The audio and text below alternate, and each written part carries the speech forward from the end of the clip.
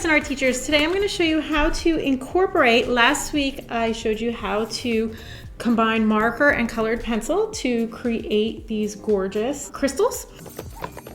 And today I'm going to show you how to incorporate the Neurodoodle design with your crystals. So when I first did this with my students, I had them draw the crystals first and then do the Neurodoodle after.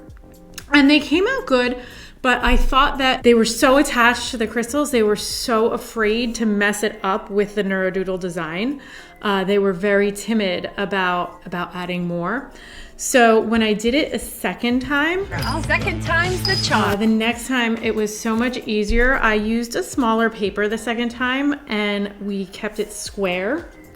And I had them first choose which crystals they were going to draw and then map out the crystals in their design first. No, I'm sorry. I'm sorry. Do the Neurodoodle first and then map out the crystals.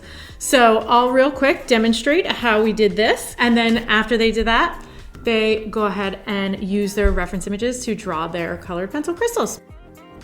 So we started by adding the neurographic lines in pencil first, and then deciding where the crystals were going to go and placing them so that they're balanced throughout the design and putting them right on top of the neurographic lines in pencil and then erasing anything that's on the inside.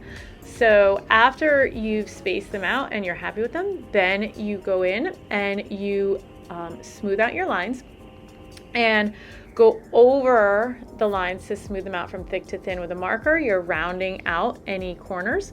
For more on how to actually do the neurographic art, you can check out my video that I will link below, or stick around to the end and you will see how to do that.